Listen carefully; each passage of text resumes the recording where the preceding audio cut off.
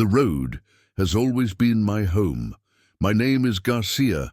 I'm 65 years old, and I've spent more than half my life driving a truck.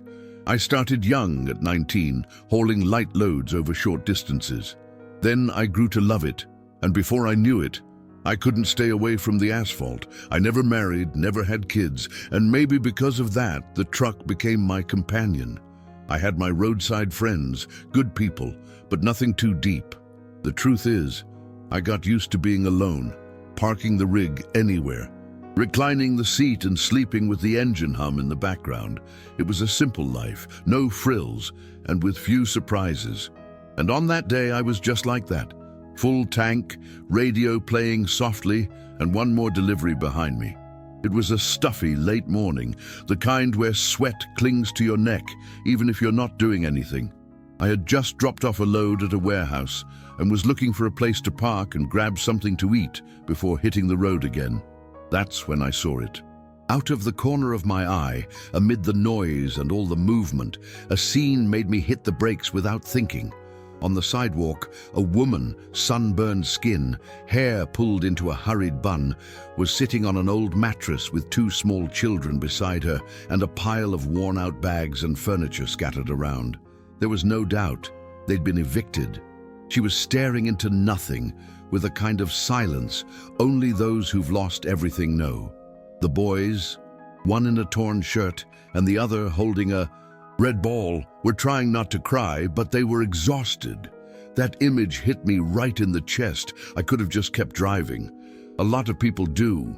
You see sad things every day on the road, and after a while, you learn to look away so you don't carry too much weight.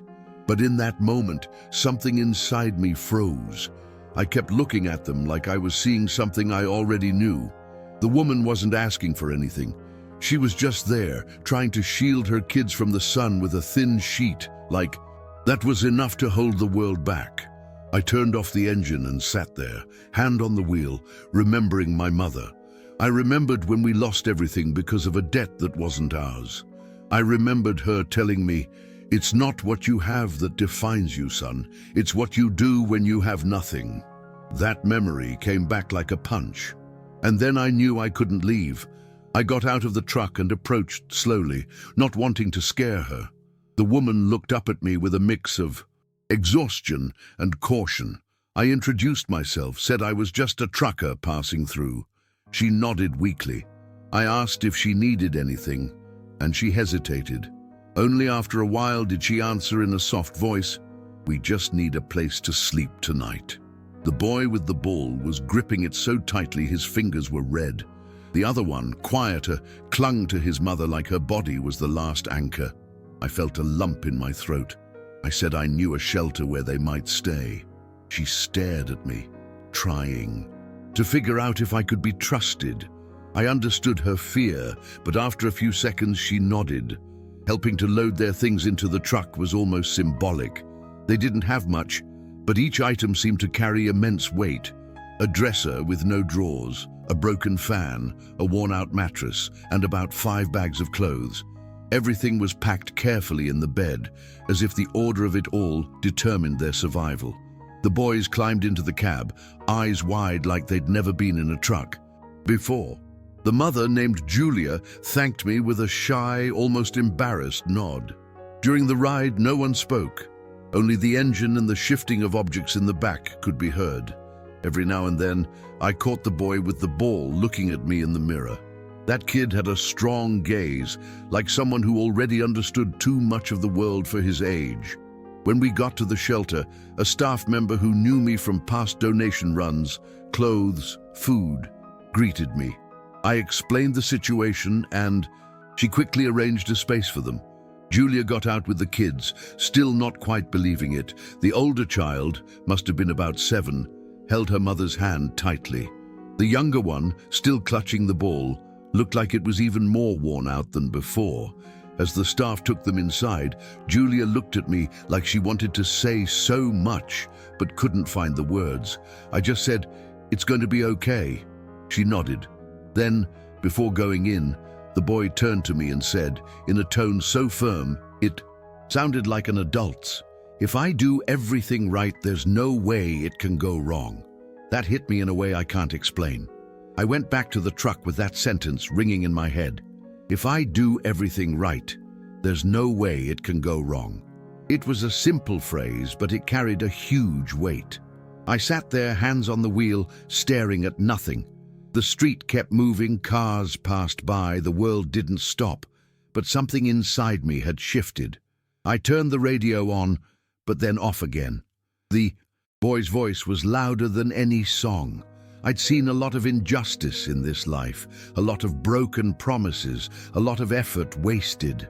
And still that kid believed that doing the right thing was enough. It was like he was trying to remind me of something I'd forgotten. That night, I parked at a gas station like I always did, but I couldn't sleep. Tossed and turned in the cab, with the fan blowing warm air and the smell of diesel clinging to everything. I closed my eyes, tried counting the seconds. Between highway noises, but nothing worked. The image of the three of them on the sidewalk kept coming back. And the phrase, always the phrase. I remembered the time when I, too, believed that doing everything right meant things would work out. When my mother was still alive, when we lived in a wooden shack and she worked miracles with a bag of rice and an old pot. She used to say things like that too, with a simple, stubborn kind of faith. Maybe that's why, in the early hours, I decided to go. Back to the shelter as soon as the sun came up. Before the sun rose, I was already on the road, the gas station coffee still hot in a styrofoam cup. I hadn't planned anything. I just knew I had to see that family again. It wasn't curiosity. It was unease. A strange urgency, like a part of me had stayed behind and I needed to get it back. When I got to the shelter, it was still early. I waited in the truck for a while until I saw the side door open. Julia came out with the boys. They looked a bit more rested, but the old tiredness still clung to her shoulders. I waved. She recognized me from afar and came over slowly. She asked if everything was okay. I took a deep breath before answering. Then I said what I'd been chewing on all night. I told her I had a house, a small old house on a plot of land I inherited from my father and never used. It was in a remote area, simple, but it was safe, dry, and had a lockable door. No luxuries, but it had dignity. I said that ever since. My mother died and my father passed. I only went there now and then to clear weeds and check the roof. I could have sold it, rented it out, but I never did. It stayed there like a memory frozen in time. And in that moment, looking at Julia and her boys, I knew what it was for. I held out the key and said, "If you want it, it's yours. I don't want anything in return." She froze. Didn't know whether to laugh, cry, or hand the key back, but her eyes filled up, and the boys clung to her shirt. And then, without a word, she accepted. I went with them to the house later that day. During the drive, the silence was different. No longer fear or doubt, but a quiet kind of hope. The boys fell asleep in the back seat, holding each other, and Julia stared out the window like she was trying to memorize every bit of the road. When we arrived, she stood in front of the rusty gate for a while. The tall grass, the peeling paint, the smell of old wood, everything felt stuck in time. I opened the door and said, "Don't mind the mess." She walked in slowly, like stepping onto sacred ground. The bedroom still had a bed and mattress, the kitchen worked, and the shower was electric. Simple, but complete. She walked through the rooms in silence, then finally looked at me with teary eyes and said, "You just saved my life." I didn't know what to say. I just nodded and told her she owed me nothing, that the place was already hers. She tried to argue, wanted to at least pay for the water or electricity, anything, but I cut her off. Just take good care of this place, make it a home. Then I said goodbye to the boys, who were still sleepy but managed shy smiles when they saw the room they'd sleep in. Before leaving, I left some of my clothes, a few towels, and an envelope with some money on the kitchen counter. It was what I could do. I went back to my truck with a tight but light heart. It was a strange feeling. Not joy, not sadness. It felt like I'd corrected an old mistake. Done. Something I owed to myself. From that day on, I went back to my life. I never told anyone what I'd done, not even my road friends. It was my secret, one of those between you and God. No one else. I kept driving, sleeping at truck stops, eating at the same roadside diners. The truck started showing signs of wear, strange noises, leaks, old vehicle stuff. I took it to the shop a few times until a year later it simply gave out. The mechanic didn't mince words. If you want to fix it, you'll spend more than it's worth. I thought of selling it for scrap but didn't have the heart. I parked it in a corner of the shop, like leaving an old friend behind. Retirement came quietly, and with it, an empty routine I never really learned how to fill. Days went by slowly.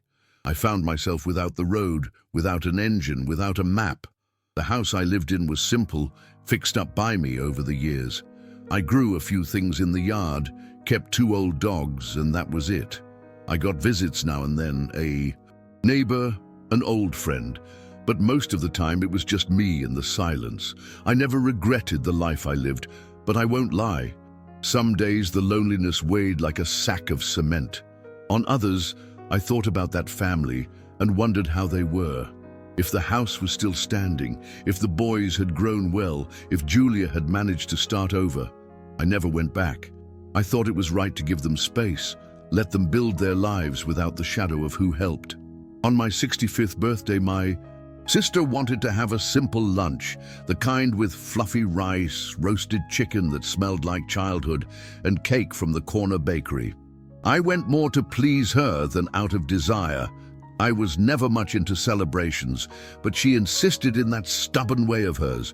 I was sitting at the end of the table, surrounded by noisy nephews, trying to look present, when someone clapped at the gate. A well-dressed young man walked in calmly, light shirt, neat hair, posture like someone who knew exactly where he was. He looked around until he found me, walked up and said with a choked voice, "You probably don't remember me, but one day you told me everything would work out, and I held on to that. And one day when everything seemed wrong, I just thought, if I do everything right, there's no way it can go wrong." I couldn't breathe for a second. That sentence came out of his mouth like it had traveled through the years, straight into my chest.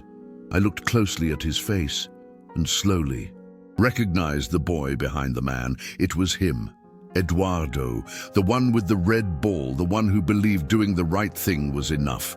But now he was there, in a suit, polished shoes, clean shave, and a sparkle in his eyes I'd never forget. I stood up slowly, legs trembling, and he opened his arms. The hug he gave me wasn't just his. It carried the strength of every hard day he overcame, and a piece of me too. It was the kind of hug that makes you close your eyes, not to hold back tears, but to remember everything that was worth it. Once the emotion settled, he asked me to come with him somewhere. He didn't explain much, just said it was important. I went without asking. I got into his car, a nice, quiet, clean-smelling car, and stared out the window while he drove. The route felt familiar, but I only realized where we were when we turned the corner onto a lot I knew better than the back of my hand. The house. My old house. But it was different now. Fresh paint, new gate, flowers planted. By the entrance, Julia appeared on the porch with a smile that broke me again. Older, but still with that strong gaze of someone who carries the world without letting it fall. She came to me and hugged me like time hadn't passed.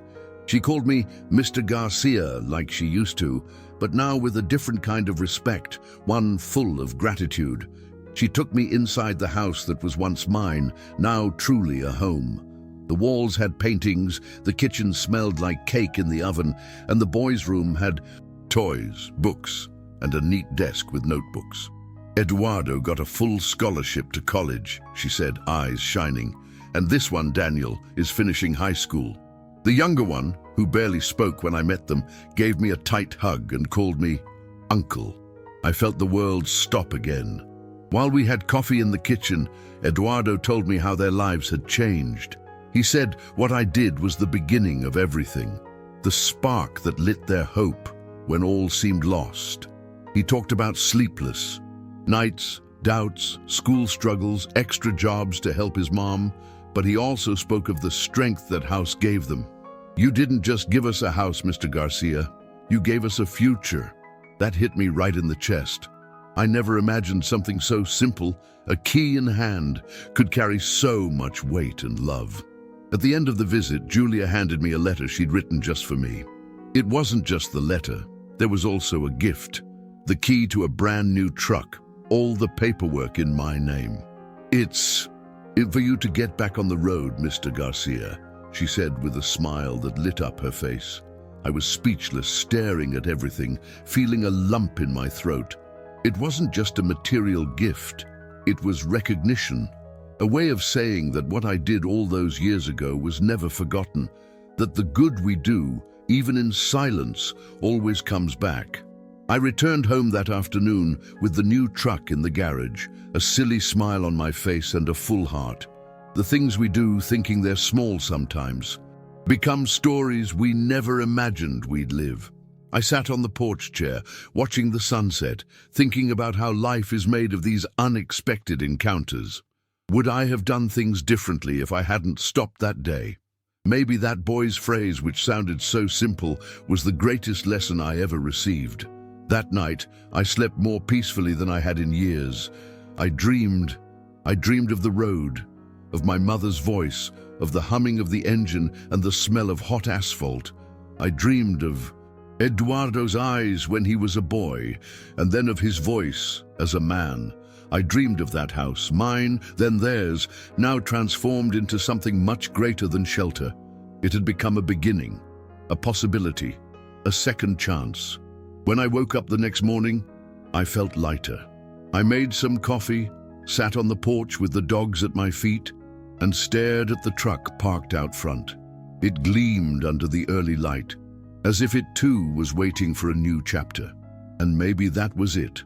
Maybe life had given me a new route, one that didn't come with GPS or maps, but that I could follow by instinct alone. I didn't know if I would go back to driving long hauls, maybe just short trips, maybe just to feel the tires turning on the road again. Or maybe I'd find new ways to be useful. What I did know was that the world hadn't finished with me yet, and that somehow, through all those lonely years, all those silent nights parked at empty gas stations, I had kept a part of myself intact. The part that still believed in doing the right thing, even when no one is looking, and that belief, simple and stubborn like my mother's faith, had brought me to that woman on the sidewalk, to that boy with the red ball, and to that future I never expected to witness. Because sometimes all it takes is stopping at the right moment, reaching out with no expectation of return, and trusting that goodness has a way of coming full circle, and it does, always.